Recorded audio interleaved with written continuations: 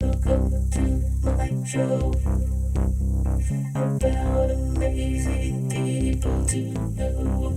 Creativity is tough, but this is Artsy Fartsy things and stuff. So sit back and chill. Maybe we can all learn a skill.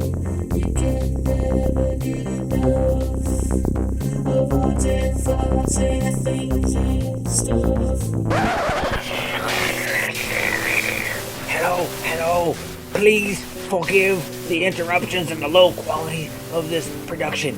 Everything here is done during the age of the pandemic, and our interviews are done via the internets, and they are problematic. So please forgive the beeps and blurps and stutters and skips and things like that, because it's the best we can do in the pandemic. Well, hello there, and welcome to another episode of Artsy Fartsy Things and Stuff, a creative exploration podcast for you about artists in the pandemic age. Well, it's not really about the pandemic, but we are artists and we're going through a pandemic, so therefore we are going to talk about stuff regarding artists in this pandemic age, which is just unfortunately where we're at. Before we get into the episode, I just like to talk a little bit about what is going on and what this podcast is about and what it is for me. I washed my hands so far, so much that they are pretty darn raw.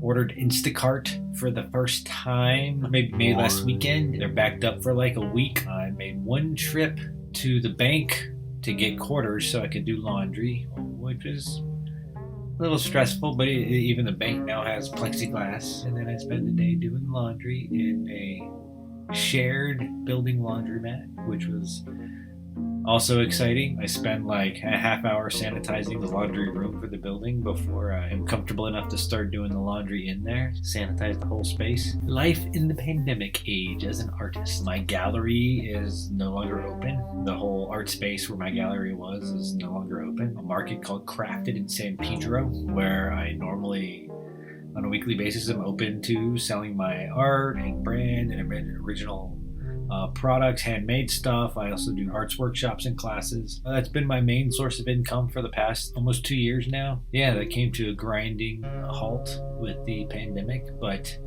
I've been doing freelance gigs. My print shops are still in areas of the country that they can still print my t-shirts and drop ship them. Still doing some custom earrings and lapel pins and stuff, and I've been continuing to paint. I'm currently working on a new design. It's called Cover Your Damn Holes.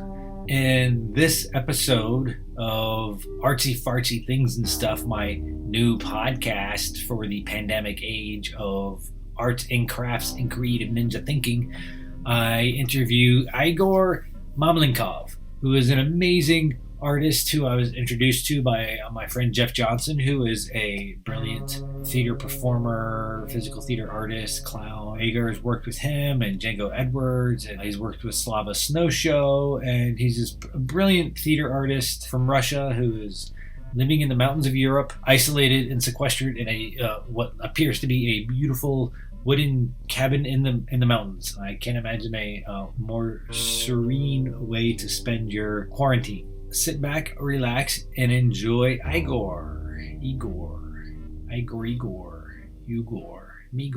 Oh my God, I'm on TV. Oh my God, finally I'm live. I'm alive. I thought I was dead in this quarantine, man. But now I'm alive. Is that your quarantine pal? That's your quarantine pal? Yes, this is my quarantine pal. And to be honest, I was like passing by in my house and I thought, oh, this is really nonsense, old school stuff. And then there was a kid and I started playing with this. And then I realized, wow, this is really great toy, man. And then now I'm kind of creating sketches with this guy. To be honest, I don't have even a name. But this is my pal. Like every day I'm playing with this guy. Tell us who you are and what do you do? Tell us in your own words, what is the madness that you create in life? All right, man. I have been investigating for like 9 years clowning, and I don't know. It seems like every other 3 years, I'm like restarting, like understand something new, get enlightened. So it's like starting again their profession. But surely the big challenge, and we actually talked about it. My process was I did a master of physical theater in Switzerland in Academia Dimitri, and that's where things changed. And I had to experiment a lot with commedia dell'arte, with movement, with dance, clown, with different stuff. And still, I created like my personal company, which is Domovoy Theater Company, with the show Domovoy. And like the main thing I investigate is a clown for sure. But I can't even sometimes consider that I'm fully clown, because some clowns I see is like really far. So I'm always mixed in with like physical theater, visuals. I don't know. So this is the thing. But I try to integrate into the clown different aspects. Let's go back a little bit. Let's like Right. where are you originally from, and what are the inspirational seeds that got you to want to perform in the way that you perform? Ah, that's great. Um, I was born in a little town which is called Zhukovka in Bryansk region, which is actually quite easy to ubicate. You probably saw this Chernobyl Netflix series. Oh yeah. That's like east 300 kilometers from me, which is not that far for nuclear disaster. No, So that's why the radiation helps to explain a little bit of your creative energy. a little bit of weirdness. Yeah, I had some of the even classmates were getting pension like really early for this disaster because they were passing in train real quick, real close. And if I could think of as far back as I can, my mom would be one of the first inspirations. She would tell me, like, you know, Russians have this uh, look as if they know something, and like super profound and deep. And she would talk super serious about like house deities and brownies and hobs and spirits in the forest, that I actually super believed into this, and I still believe. So this was my kind of first encounter with the fantasy. And then I saw on TV, the TV was really rubbish, like really bad. You know, when I was young, it was like the end of Soviet Union, so it was like everything black and white, and you could see communist parties or ballet. You know, this is nothing else, no commercial, no nothing. So I remember the first commercial I saw. No, this man like super, you know, upstander, you know, in a suit. He's walking super like serious, and he steps on a broomstick, pow, and he falls. I was like laughing like this, like crazy. So this was my first inspirations. Like if we talk about primarily level, and then maybe you investigated a lot clowns. So probably you know Nikulin. He's a circus clown, Yuri Nikulin. He was very famous in Russia. He was like he had a there's still a circus dedicated to him, and he was a lot in comedy films as well. Okay. So he became very famous clown and comic on TV. And he was a biggest inspiration. He was like this prototype of a simple guy, you know, like a little bit tonto, a little bit stupid, you know. Uh-huh. Uh, and um, and of course, when I was a bit older, like 5 years old, I saw for the first time, for the first time, I saw Slava on TV, Okay. and he had this famous routine with the phones, Yeah, right? yeah, I've seen that. That's pretty great. Yeah, and it was released on the Russian like Christmas show. And around that time, we went to Odessa, which is like Ukrainian uh, city on Black Sea. And at that time, the Soviet Union kind of was alive, so it was like from the Union they gave to my mom a trip for free. And I just saw the sketch, right? And just like a disaster, we come to the city for the first time, and they sell these telephones of Slava everywhere. Like you could buy it in any shop, like they're like a like toy version? balloons. Like a Huh? toy. Yes, it's like a balloon that you can blow up, like Okay. balloon, Yeah, and yeah. then and it's red and yellow. And so for a week, I was like crying, and I was like completely unbearable as a child.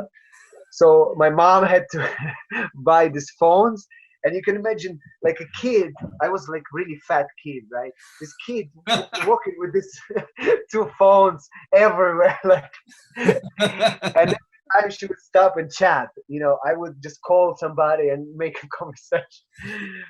So this would be like first encounters, and this planted a seed that like was there forever. So I couldn't cure of this, and I always was thinking of theater, film, and stuff until the point where I moved to Barcelona, and then where I met Django Edwards. Well, how old were you when you moved to Barcelona?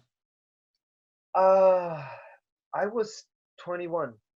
Okay, so that's pretty late. Big gap. Yeah, Yeah. pretty big gap. Yeah. So what did you do It, between when you were 5 playing with Slava phones? How did those did you study acting in Russia in school, like in your what would be the equivalent of high school for you? Were you like in a theater department there, or was like acting not at all part of your life, and then you went to Spain and suddenly like met Django? no, I was always there. No, like I was in school. I was trying to participate and read poems and stuff. But it created, to be honest, a lot more frustration than happiness because um, I like I I like to talk in live, but I really hate text, I guess. So for me, it was really bad, and I couldn't remember. And then I went to something we call in Russian kruzhok, which is like a theater circle, like theater classes for Okay. amateurs. And I was like super timid and fat, like extremely fat. Like by the time I was 11, I was even extremely fat and stuff. And all the women were like super sure of themselves, and I thought that's arrogance, but actually they were just sure of themselves, and they were beautiful. And probably, I don't know, I like them, I don't know, but I was like not feeling comfortable in the situation. And most of the shows, apart of the Shakespeare stuff, we were doing like like Russia is very still connected with the war theme, no? So every now and then, there's a show for veterans and people who participate in the war, and you would read some super long poem, difficult to remember, and you don't understand the heaviness of what is war when you're 11. You Right. want to kiss a girl and I don't know, blow up balloons and look for butterflies. You don't care about war. So it was like not so nice experience. And one day, I just by chance I went to our theater and there was a break dance battle. That's pretty hilarious. Yeah, and all of a sudden I said, I want to do this. These guys are amazingly cool. And I don't know for what reason. My town is very small, like 20,000, right? And the capital of my region is like Bryansk, which is like 600,000. And for some reason, I don't know how it happened, but it's true that one of the best breakdance battles were organized in our town. Maybe it was a bigger center and our guys were cool. I don't know, but it was like literally big train full of breakdancers, their girlfriends, grandmothers, aunts, like everybody. They would come like a clan. It was like this time there was no internet, so people had to leave a real situation, no? And I was so how to say, bedazzled. Like I was really astonished by this situation, that it was very welcoming. Like theater, I saw how it was in Russia. It was like more rejecting and Okay. classified. And sorry, breakdance, just like clown actually, it's actually integrated. It's like as it doesn't matter if you're fat, small, big, old, whatever. As long as you are here with us, you're with the good vibes, good energy. We're completely with you, you know, and they give you a chance. Right. I think that's what I felt. Like theater in Russia doesn't give a chance, like very perfectionist mentality. And in breakdance, it's just, hey, let's chill, let's dance, let's move together, no? And it helped me build, I think, a lot like confidence and joy in moving, in believing that I can do stuff, So basically. so can you still break dance? Yes, I can do a little bit. Oh shit. I had a little bit of operation, you see, big cut Oh yeah, because yeah. my I shoulder thought you were just fell off. stripping for us for a minute. Ah, thank you. Rrr. But this is in the end of the show. Ah, yeah, yeah. That's But the I do grand all this finale. stuff. I integrate all this stuff, Nice. you know. So you bring a lot of your breakdance movement into your solo shows and things, and the shows you direct. Yes, I think to summarize, once in a dance class, one woman, Carrie Hard, such a funny name, Carrie Hard. She's like half Swiss, half Scottish. She told me she watched my improvisations and she said, you have humor in the body," and I find it like very interesting way of putting things or like metaphor that already some sequences that I find even in the dance they bring something hilarious, something funny, something Absolutely. there. And yeah, I try to investigate that thing because it brings me pleasure basically to move to move my body and to accept it. I got a little bit belly. I'm like skinny fat, you know. That's what I call it in Spanish. No, gordo flaco, skinny fat, and I like to enjoy this skinny fatness. No. I mean that should be on a T-shirt. You should have a T-shirt that says "I like to enjoy the skinny fat." Yeah. so so yeah, let's explore your website a little bit, and then Right. after we explore the website, I'd like to talk a little bit about how you're using your creativity and figuring out a way to move forward in this pandemic world. But I'm gonna share your website with the world currently Right.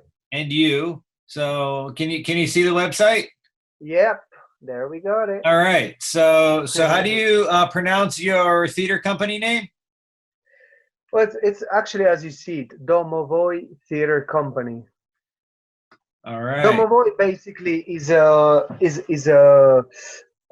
Russian house spirit, and when I made a big research when I was preparing it, I figured out that almost in any culture in the world there is some type of spirit like this, from Japan to New Zealand to Italy to Switzerland to uh, to England. I don't know America actually, but in England there's at least Hob and Brownie, and so I found it something universal, something that connects to my roots, uh, to certain playfulness that has this root of any folk uh, culture. No, I Very found cool. it interesting. And if you scroll down, I kind of explain a little bit the philosophy, my kind of short CV, and basically I had this idea and then I created this company, at least virtually in Switzerland when I was doing a master in Dimitri school, and basically as my master project I released this show which is called Domovoy, and yeah, this is one of the photo Cool. from pre-production. Well, let's check out your trailer, and you We can got the feel free to trailer. talk through it as we watch it. Yeah, Here we go. I'll turn the music. basically it's a very simple story. The man has like kind of nightmare. Got a nightmare. He's daydreaming. I'm doing this whole routine with eyes closed, so I don't see for first number the audience. So my eyes really closed, and so he has kind of this becomes the wood and stuff, and he wakes up, no, and he basically gets a letter from his girlfriend that she's giving him up. And as you see, there was a picture at the back with the guitar, and the actual guitar that we have on stage is completely broken in the pieces. So to kind of have a vengeance on her, he's trying to kill her himself and show to the world that he's a real man, no? And it's not working. And then he storms out, and then we have Domovoy who comes out, and Domovoy is exactly the opposite. You know, he's the innocence. He discovers everything for the first time. It seems like he's just been born, no? And he's trying to figure out. He's reading his death note. He's like playing with all this stuff, and then he creates this romantic scene between man and woman, and hopefully he gives a hope to the man. And then he comes back with the gun, sees this scene, and changes his mind. So this was all created and produced by yourself? It was produced by the school, right? Because Academia Dimitri gives you a certain budget to develop your master project. Nice. And my project was how to mix clownery and physical theater and have a united kind of aesthetics, as you can see in this picture as well. Now there's a certain aesthetics between all the materials that kind of united. You see everything kind of made out of wood, paper, then the costume here. No, you can see then the different cloth, the backdrop, all It's this. it has a very sort of period feel to it, like a different era. Right. It was often also during the creating process compared to Gogol, you know, the Russian writer. Okay. Actually was born in Ukraine, but hey. So he was compared to this, or to Norstein, who is a famous Russian cartoon maker, very adored by Miyazaki. This is our tournée in Russia. Finally, I brought it back home, which is in a very strange city, Viborg, which was founded by Swedish guys. And then it was Finnish, and then it was Russian, and then it was Finnish, and then forever and ever, and now it's Russian town called Viborg, and we were there on tour. So it was my first, to be honest, paid tour to Russia. Nice. Because Congratulations. Thanks, yeah. Because before I did some tours, but it was completely benefit. So these are the projects that you're currently working on. So this is Domovoy. This is the show that we just saw. This is something you can already book. Yeah. And this is a work in progress. This is work in progress. This is my super friend Mahina Juraeva from also famous avant-garde company Derivo. Well, the founder of Derivo, Antona Dasinsky, started with Slava actually, and then he created his own physical theater company, and she worked with them for 7 years, and now it's her own first project. I was participating there as an actor, but now the whole process is stopped due to pandemia, and she decided to continue her working. So we'll see. Maybe because of pandemic, it will be solo. Yeah. And down below, you've got the street version of Domovoy show. Okay, so does that become more? Does that still harness the same story as the trailer that we saw, or does this become more of like an improvised? These are like moments in the life of this character interacting with other people. Yeah, you got it right, because I'm more focused on presence, on improvisation, on really being there, on integrating into where I'm performing. So the show kind of changes where it is, and it is completely different story. Just Domovoy, who is normally house spirit, appears in the street. Here I offer different workshops. well, you got professional shows and sketches, and then you got the workshops. So The people biggest, can people can hire you to do come and do a clown sketch, or they can hire you to come and do a workshop at their theater, and you teach clown and movement. Is that correct? yeah, yeah, and that was very interesting workshop because I did it for deaf people. So Oh, there okay. there was a mixed groups of people who don't hear, and we did this idea that physical theater, as this is not spoken theater, can unite hearing and deaf people, and that I found very very universal as a message and very interesting. So did you have a sign language translator, or did you do everything yourself with physical movement and gesture? I had a sign language translator provided by the festival.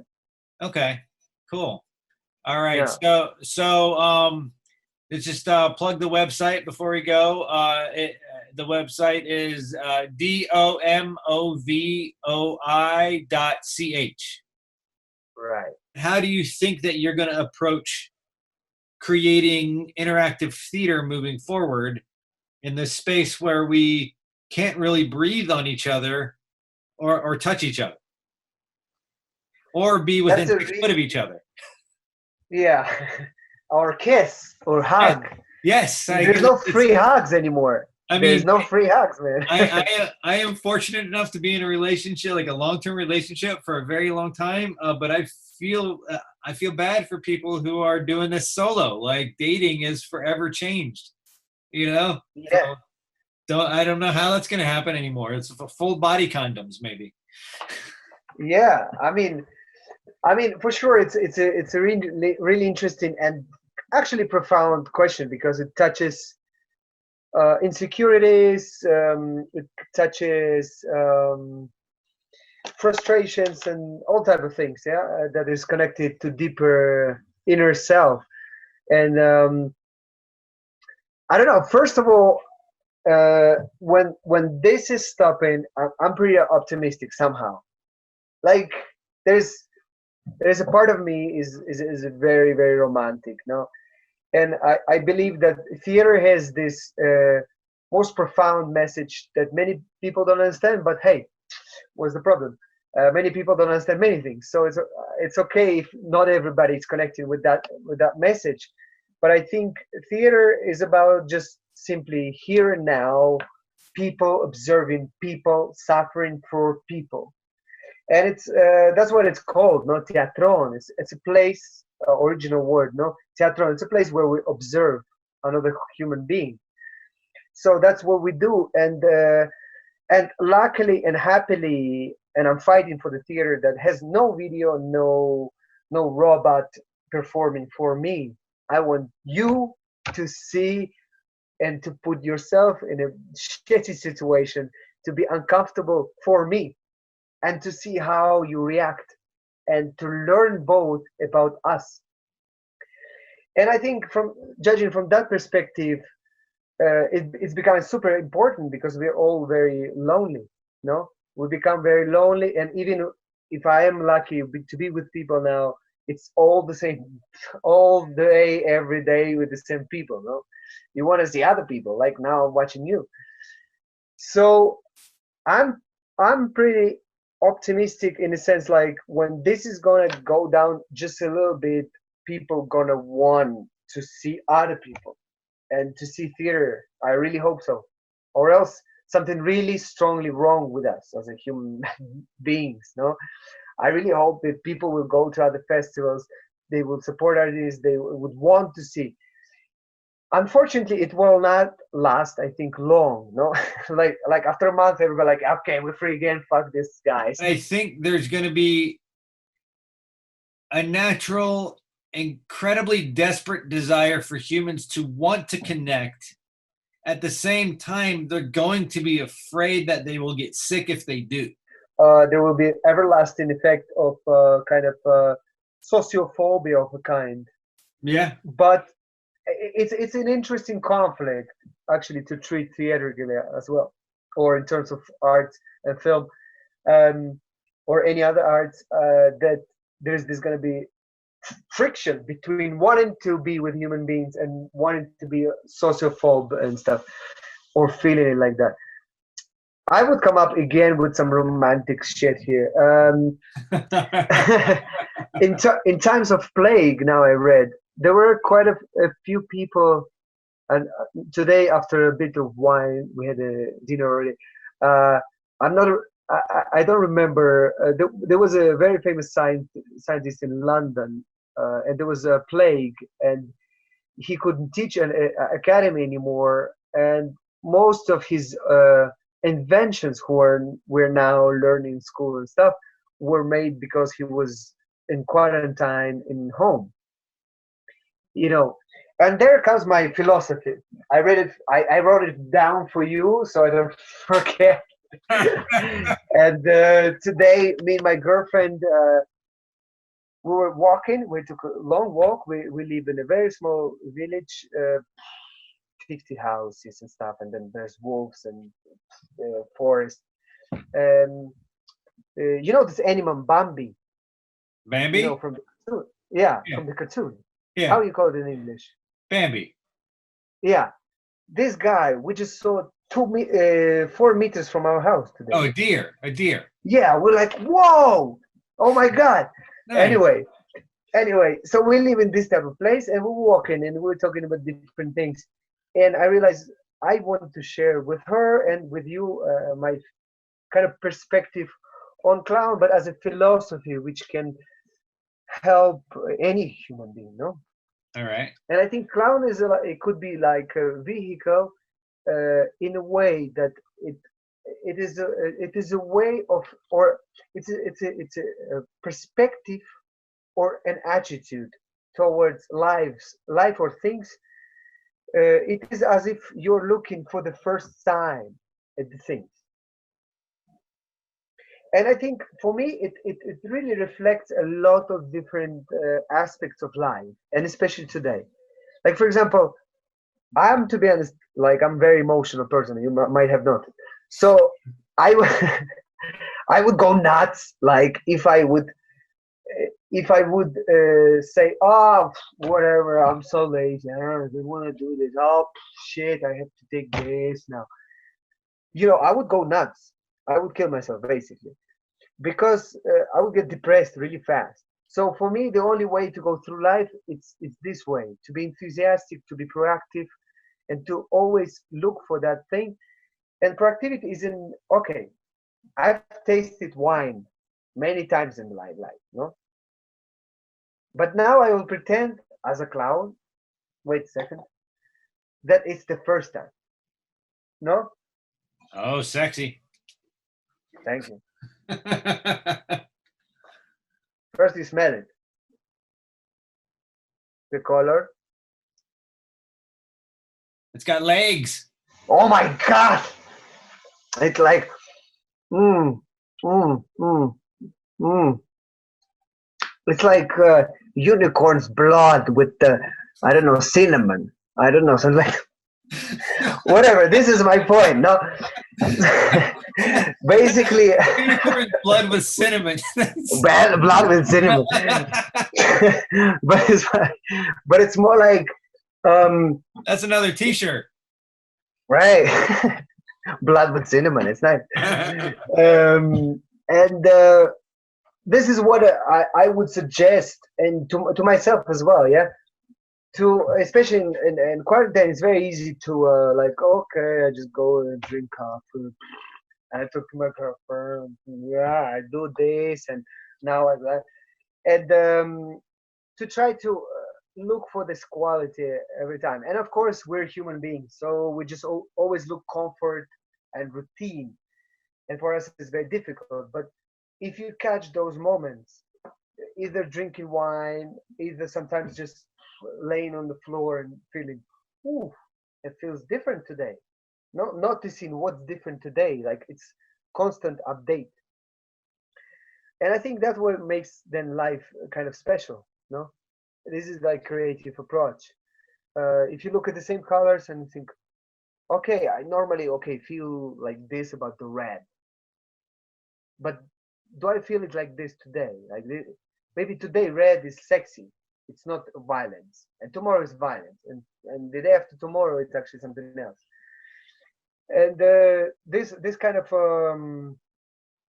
being born today or looking for the first time at things, I think it's a big thing for me. All right. Like even with the doggy, no, with the doggy. I saw first time I thought, fucking doggy, no, whatever. I saw it, whatever. Any, and then the kid was there, and she's like, I don't want to do nothing. And I was like, hey, look at the doggy, arr! And she was like laughing, and I was like, I start playing, and then I suddenly look at this doggy that I saw before, and I thought, wow, this is an amazing doggy. How could I see before, no? And I think, yeah, this is a bit like the thing. Awesome. Well, it's a great philosophical outlook during the pandemic to find the beauty in things that you have taken for granted or forgotten how beautiful they are. It was awesome getting to hang with you and getting to chat finally after so many years of being internet pen pals. We've gotten to have a real human conversation, which is great. Is there anything else you would like to share before we wrap it up, or do you think we hit it? I think, yeah, for sure we hit it, and we hit the ball. And I just, yeah, I guess I would like to share that. I think I would like to share that, and what I suggest to many other people, to turn this into positive. So what I'm trying to say that, okay, I have this situation, and I realize, okay, I can transform that situation, and things happen to me into new things I do. So I started creating out of things I observe out of this situation into a new show. So hopefully, when we're out of this quarantine, there's gonna be a new show with the same character. Yeah, I look forward to it. And cool. in the meantime, maybe you can workshop it via streaming video online, or doing Zoom things, or doing Google Hangout things, and you could build and still work with other people and with using some of the weird technologies that we have. Exactly, that's what I'm trying to do now. I'm trying to. I have a Domovoy also Facebook page, and what I do is I try to kind of do little sketches with the dog, investigating new stuff, and then with my character. And today actually we did a new kind of funny video with my girlfriend about pandemia and Domovoy. We'll be posting it tomorrow. So yeah, keeping it live. You know, awesome. everybody online, everybody's sharing their art. And share, now it's a share your videos on the Embrace the Weird group that I have on Facebook. All right. I have like an Embrace the Weird group for like the community. So share your videos on that so people can find them. Yeah, and now I find it the most altruistic time. It's almost the most communistic time that we live as a world, because most of artists I know, and most of people I know, even myself included me, do a lot of things for free for others. You know, trainings online. My friend, for example, she's stuck in Venice, and I speak Italian, and she can't speak Italian. She's Russian. So, and she said, I'm completely broke. I can't pay for classes. And I said, I can give you classes for free because I'm not doing much anyway. So I can as well teach you Italian, you know. Of course, you can't do everything for free because we all need to survive. But a lot of people sharing a lot of stuff, which is very it's like meaningful. If you can, you do. If you can't, you figure out a balance. What are your social media handles where people can find you? Well, you can find me as a Domovoy Show on Instagram. You can find Domovoy on Facebook, and you can find me at domovoy.ch website. All right. Very awesome. Straightforward. Thanks for hanging out, man. It's been a pleasure chatting with you, and stay safe, stay healthy, and enjoy the beautiful Shangri-La of a world that you seem to have sequestered yourself in. Thank bro. I really enjoyed it. Thank you very much. You're a really wonderful person, and lots of love from Europe, Switzerland, and keep it tight, keep it healthy. Well, thanks for watching, everybody. I hope you enjoyed that interview with Igor Mamlenkov. Be sure to check out his website. You can find him on Facebook at DOMOVOISHOW.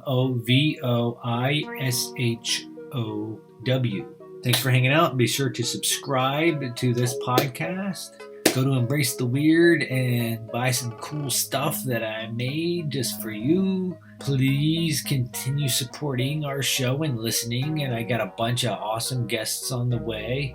We're still in our baby steps, so it's always going to be developing and growing and building. And I have better microphones that seem to be wanting to glitch on me. And my computer here, which is a relatively brand new Mac, is crashing on a regular basis unexpectedly, which is awesome right when I start up a new project that requires technology. Support us.